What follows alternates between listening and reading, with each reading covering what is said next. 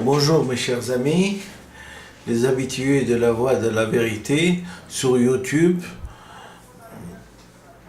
Je vais continuer donc sur ma lancée pour vous lire le petit livre rouge de Mao Tse-tung, tome 27, la critique et l'autocritique.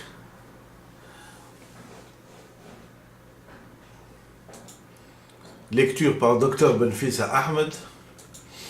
Vive la République populaire de Chine.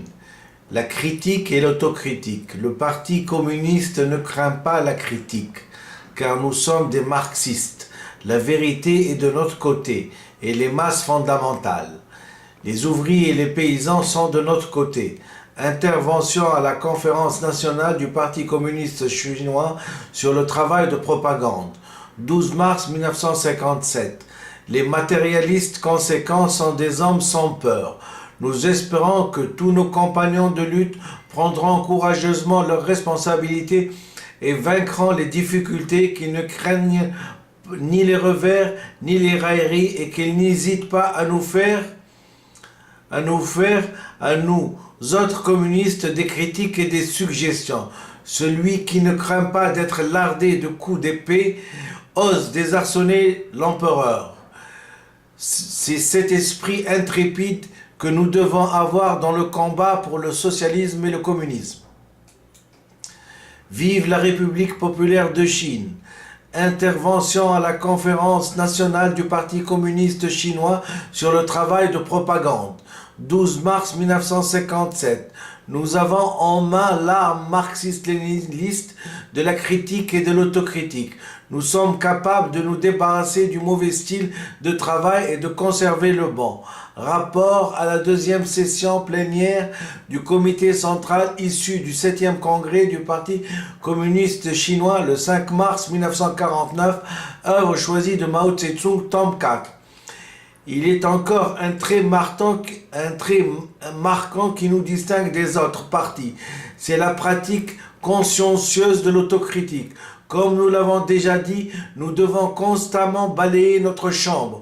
Sinon, la poussière s'y entassera. Nous devons nous laver régulièrement la figure. Sinon, elle sera toute souillée. Dans l'esprit de nos camarades et le travail de notre parti, bien de la poussière peut aussi s'amasser.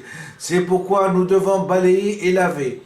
Le proverbe « l'eau courante ne peut croupir et le gong d'une porte n'est jamais vermoulu » signifie que le mouvement constant empêche l'action corruptrice des microbes et des parasites. Examiner sans cesse notre travail, introduire largement de cet examen le style de travail démocratique. Ne redoutez ni la critique ni l'autocritique. Appliquez les maximes si instructives du peuple chinois. Ne faites rien que ce que tu sais, ne garde rien pour toi de ce que tu as à dire. Nul n'est coupable pour avoir parlé à celui qui l'écoute de tirer les leçons. Si tu as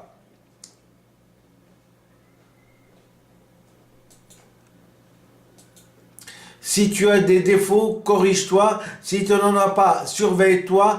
Voilà la seule manière efficace de préserver l'esprit de nos camarades et l'organisme de notre parti de toute contamination par les poussières et les microbes politiques. Du gouvernement de coalition, 24 avril 1945, œuvre choisie de Mao Tse-tung, tome 3. L'opposition et la lutte entre conceptions différentes apparaissent constamment au sein du parti.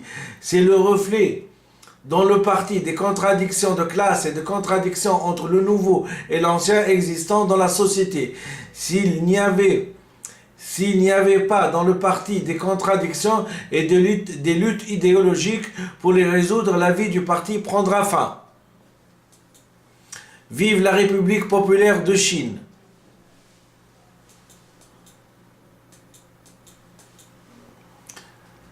De la contradiction, août 1937, œuvre choisie de Mao Tse-tung, tome 1. Nous sommes pour la lutte idéologique positive, car elle est l'arme qui assure l'unité à l'intérieur du parti et des groupements révolutionnaires dans l'intérêt de notre combat.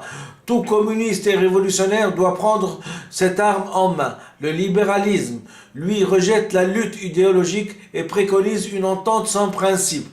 Il en résulte un style de travail décadent et philistin qui, dans le parti et les groupements révolutionnaires, conduit certaines organisations et certains membres à la dégénérescence politique.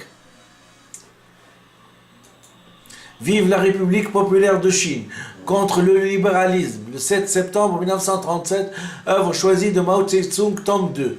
Dans notre lutte contre le subjectivisme, le sectarisme et le style stéréotypé du parti, il est deux préceptes que nous ne devons pas perdre de vue. Au premier lieu, tirer la leçon des erreurs passées pour en éviter le retour. En second lieu, guérir la maladie pour sauver l'homme.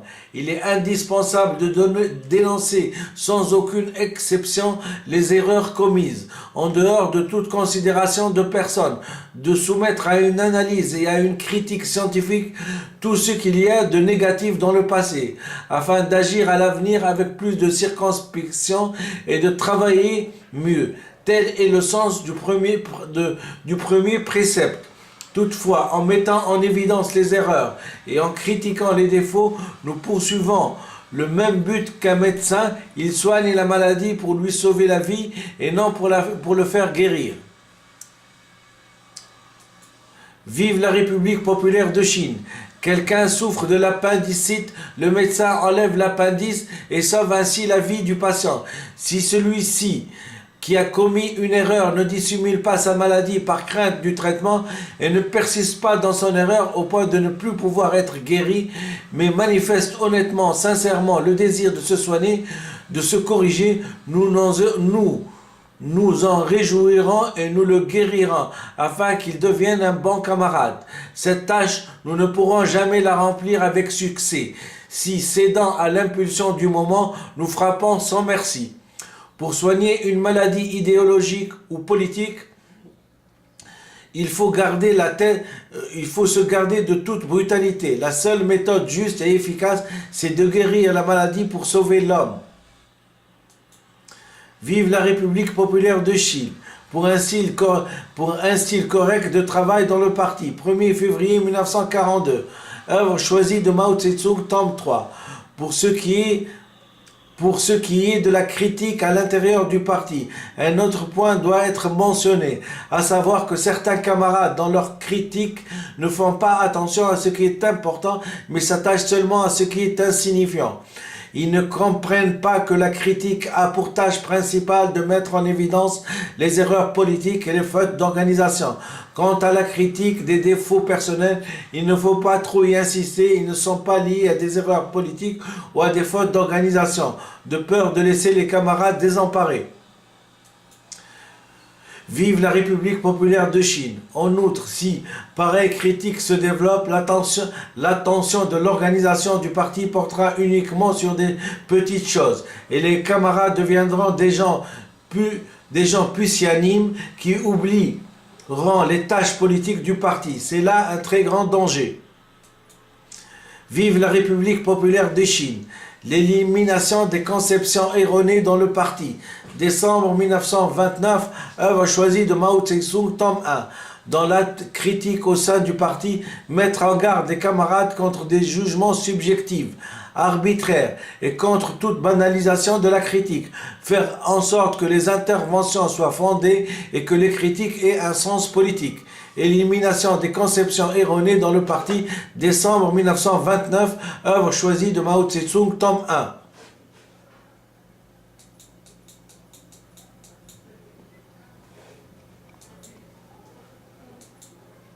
Vive la République populaire de Chine.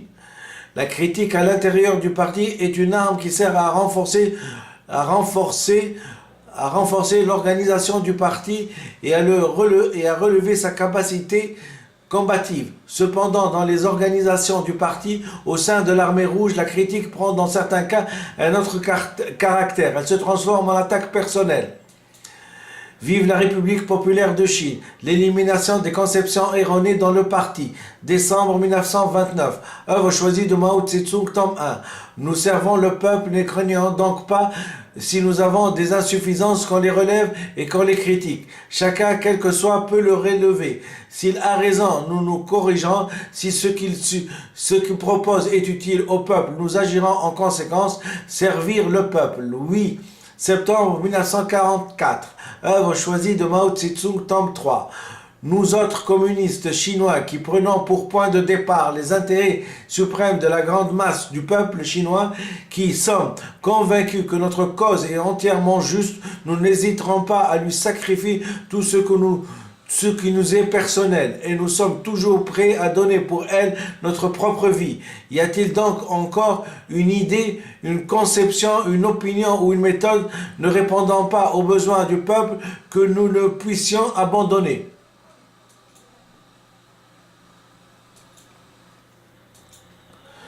Vive la République populaire de Chine. Pourrions-nous réjouir que les saletés et les microbes politiques viennent souiller notre visage, infecter notre organisme. Le souvenir des innombrables martyrs de notre révolution qui ont donné leur vie pour le peuple emplit d'affection le cœur des vivants. Est-il alors intérêt personnel que nous nous puissions sacrifier? Défaut que nous ne puissions corriger? Du gouvernement de coalition, 24 avril 1945, œuvre choisie de Mao Tse-tung, tome 3. Nous ne devons en aucun cas nous enorgueillir de nos succès. Rabattant notre suffisance, critiquant sans relâche nos propres défauts, comme chaque jour, nous lavant la figure pour rester propre et balayant le plancher pour enlever la poussière. Organisez-vous. 29 novembre 1943, œuvre choisie de Mao Tse-tung, tome 3. La critique doit être à temps. Il faut se défaire de ce penchant qui consiste à critiquer qu'après coup. Vive la République populaire de Chine. Sur le problème de la coopération agricole, instruit par les erreurs et les revers que nous avons instruits par les erreurs et les revers, nous avons grandi en sagesse. Et notre travail s'en trouve mieux fait. Pour n'importe quel parti politique, pour n'importe quel individu, il est difficile d'éviter les erreurs. Nous demandons qu'on en fasse moins. Lorsqu'une erreur est commise, nous voulons qu'elle soit corrigée. Et le plus vite, le plus complètement sera le mieux. De la dictature démocratique populaire, 30 juin 1949, œuvre choisie de Mao Tse-tung, tome 4. Je vous remercie infiniment. J'ai tenu à être, puisque je suis limité par le temps, j'ai augmenté le débit de lecture. Je m'en excuse platement. Portez-vous bien et bonne journée.